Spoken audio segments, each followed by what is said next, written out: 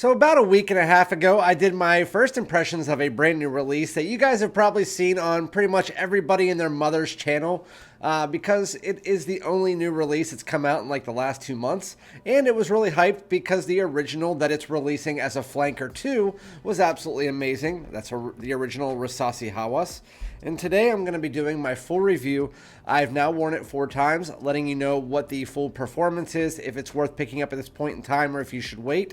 This is going to be Rasasi Hawas Ice. And so without further ado, let's get it.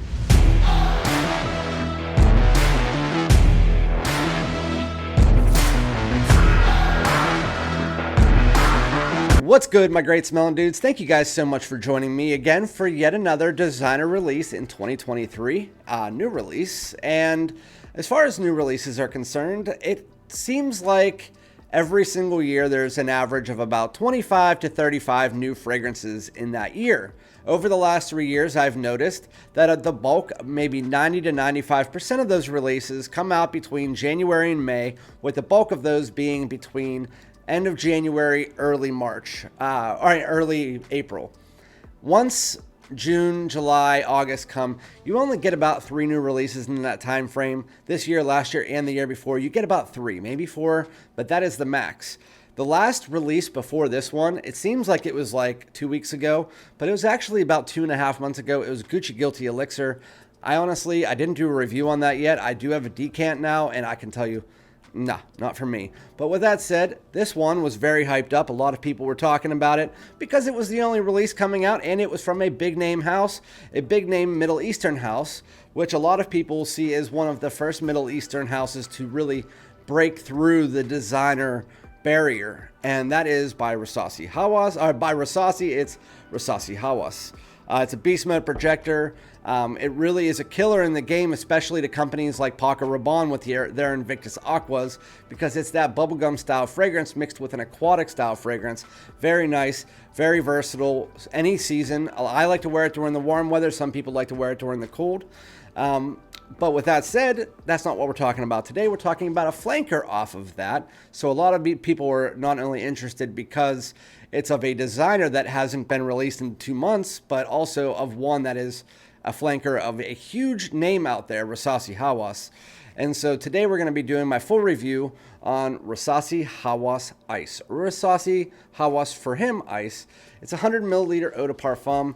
Starts with a clear gradient, goes to a blue gradient with that white traditional snake cap that you get from the Hawas line. It is more just a snake tail. There isn't a snake head. And compared to the original, the cap actually stays on, even though I never recommend picking out from the cap. But unlike the original, it just falls right off. With that said, the original Hawas is known for that plum, that watery plum. It was fresh but also warm at the same time. It was musky, woody, and it was just a really good fragrance with that watery, aquatic undertone. Very nice fragrance. And so this one, surprisingly, is actually a lot more fresh. Before I get into giving you the note breakdown and all that, for anybody who hasn't, please subscribe. Everybody else, like, comment, hit the bell if you want my videos sooner. Always helps out my channel and only takes a freaking second. With that said, I want to get the comparisons out of the way here. So in my original video, I did tell you guys that this fragrance, Rasasi Hawas Ice, it smells like Ysl Myslf mixed together with Hawas. And then as you get to the dry down, they kind of flip, and it's a lot of Hawas mixed together with myself. Well, I knew it was something, and I thought it was Ysl Myslf. After my video, I sprayed them next to each other. It wasn't myself I was thinking about, even though it's similar, same type of vein. It was actually this, Abercrombie and Fitch First Instinct together, where it is that candied bubblegum citrus mixed together with this like orange blossom, sweet white floral, and then it has that kind of DNA, the Abercrombie and Fitch First Instinct DNA. This one definitely reminds me of a mixture between the original Hawas and this. That's as far as I'll go with the comparisons of them, just so I can get that out of the way. But because this is my full review, I'm also going to give you guys the full note breakdown, which I don't do in my first impressions. I like to get a feel of the fragrance before I get the notes. But today we're going to be talking about the notes of Rasasi Hawas Ice. The top notes are bergamot, lemon, and mint. The mid notes are orange blossom, cardamom, plum, and black currant. Base notes are patchouli, amber, tonka, and sandalwood. So when you read that note breakdown, compared to the note breakdown of the original Hawas, you would automatically think that this was the warmer fragrance, maybe a little fresher in the opening. That is not the case. Even though they are minute freshness differences, Rasasi Hawas Ice is a bit fresher. Very small bit, but if I had to pick one for the spring and summer and one for fall and winter, it would be this, but either of them could be worn all year round.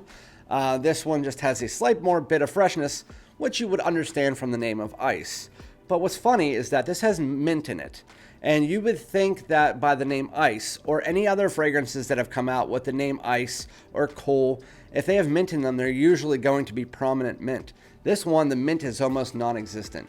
I talked to Jeff from SoCal Scents. He said that he wore it in 95-degree heat, and he saw my review and he said, I don't understand your review or any other reviewers, because to me, the mint is so full force and the tonka is so full force.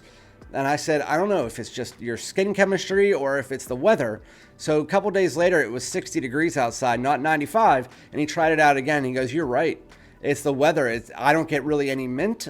So I don't know. For people who are in a hot weather, this might be different for you. I just have to give you my opinion based on what I smell. And I am in the fall between 40 and 60 degrees.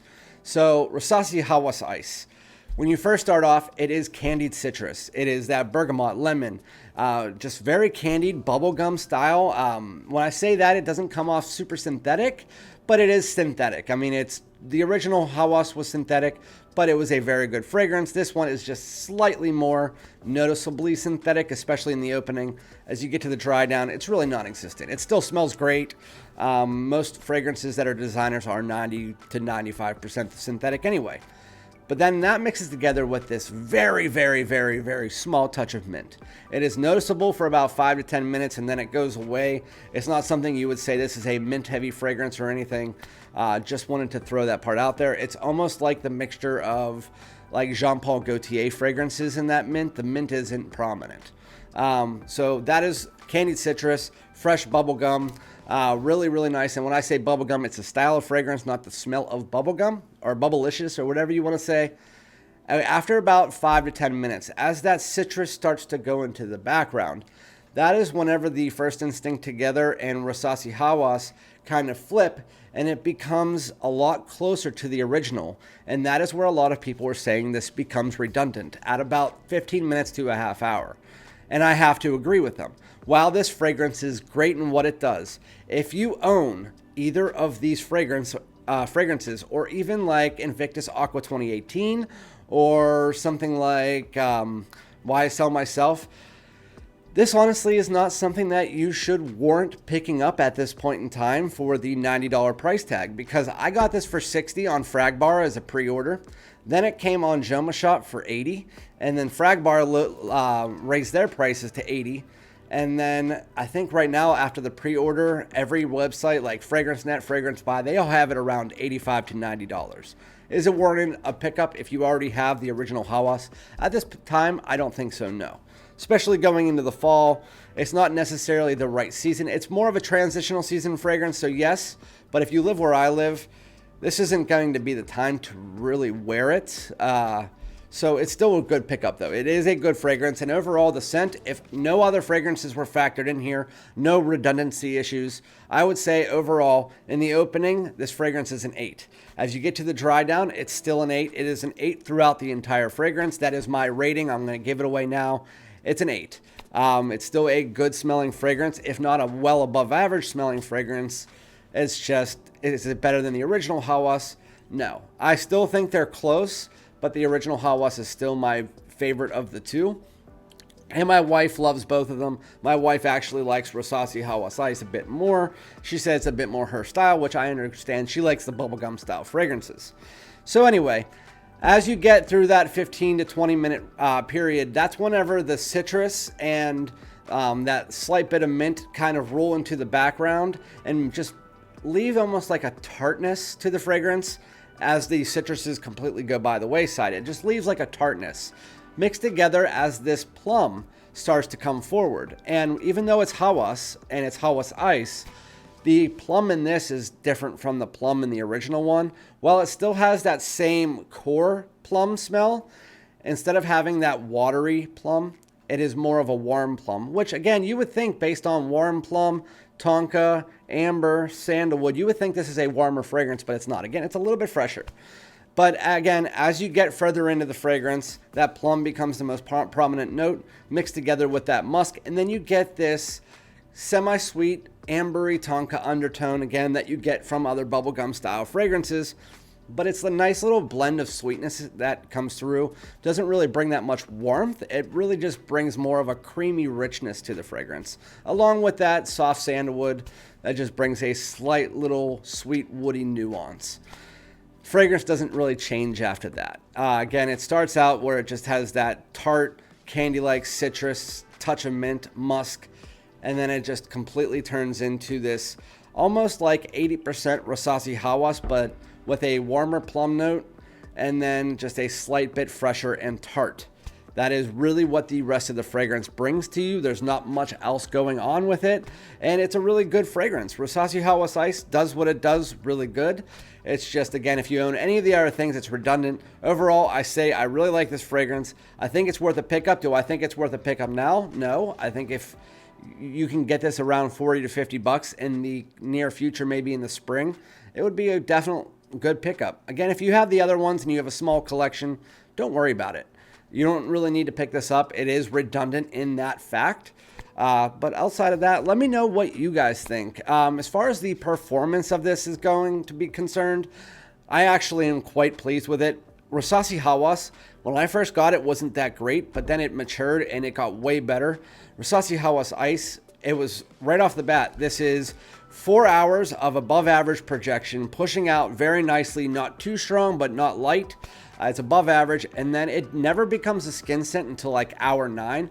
After that 4 hours, it's more of a personal bubble. At hour 9, it becomes a skin scent, and the second, third, and fourth time, I actually got around 10 to 12 hours on this, but that skin scent was there around hour 9. A lot of people say it's gone by that point in time.